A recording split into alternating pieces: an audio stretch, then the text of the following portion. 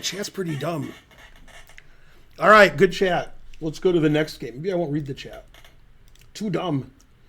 Okay, our hero is black. His name is Derp. Hey, Ben. Oh, wait, that's the next one. Time Control, Game 75, Increment 30. Played OTB in December.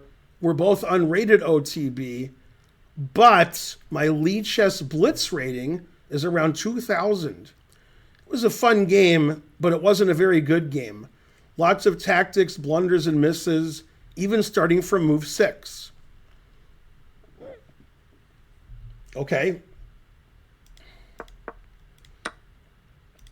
Black's already made the fatal mistake. D5. It's the Icelandic gambit. D3 is a bit passive.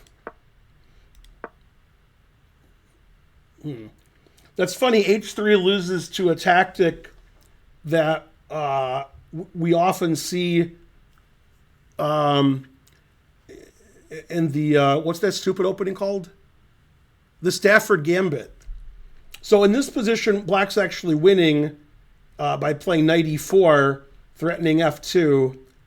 And if you take this, then bishop f2 with the idea of winning the queen. And then if king e2, we take on c4. And everything somehow works out for Black. Black is going to win this queen. Yeah. And if you don't take the knight, then you have other problems like f2. So if you play bishop e3, which stops taking on f2, and then do this, then queen h4 is winning, and then we have checkmate. So knight e4, the engine already says Black is +4. You know, White made all pawn moves, and Black got all his pieces out, so Black's winning. d3 and h3 are both relatively passive. Okay, Black played queen d4. Queen e2 is good. Bishop e4 check is good. Knight d2 is good. Knight c6 is good. Knight f3 is okay. Queen c5 is not the right square for the queen. a3 is good. Takes is okay. Long castles is good. Long castles is good. A lot of good moves this game. Yeah, unfortunately, White has an extra pawn in the two bishops. So queen d4 didn't work out very well. Not yet, anyway. g4 is not a good move. Now Black has good chances. Black can play knight b4 at some point. Yeah, like now. The engine says knight e4, a move I would never consider or understand. Ah, I understand it now. After knight e4, Black's threatening knight c3, attacking the queen, and knight a2 mate.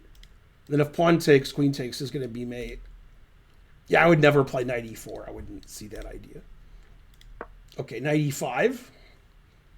Now White's winning again. Yep, f4 just wins. Queen f3. I mean, White played f4 attacking the rook and then f5 winning a piece. And then White's up a piece.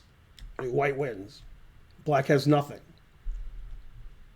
And somehow White found the move queen f3 walking into a skewer. Yeah, queen f3 is not good. There's good and there's not good. Queen f3 is not good.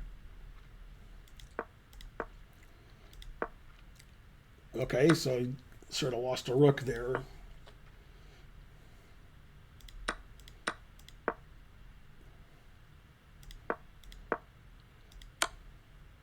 Okay, then Black gave up a bishop. Yeah, in this position, well, rook e4 is not a good move because bishop d3 attacks the rook and the bishop.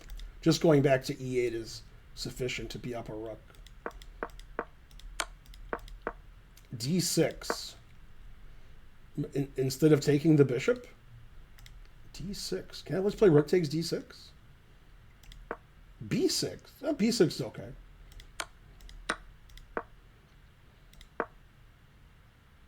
That's too bad. White could have taken this bishop a couple of moves and he didn't do it.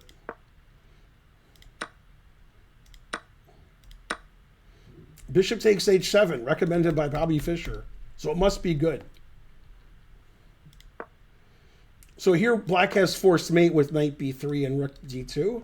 But g6 is also good. Yeah, now we're talking. Yeah, so there were a lot of mistakes in that game. But it's confusing to me why in this position, after white played f4, that white didn't play f5. That seemed like that was the point. Like, queen f3 walks into this. That's a pretty bad move. So that the whole game was right here. If white played f5, white's completely winning. After this, black's completely winning.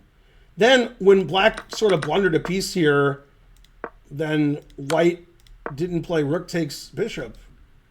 Then it's white's down the exchange for a pawn. White has the two bishops. White's still fighting. This move I can just take with a rook. So why he did that? And he never won the bishop. So yeah, then when he took the bishop, his bishop was hanging on d2. Oh well, some tactical mistakes were made, as was pointed out by the person who gave the game.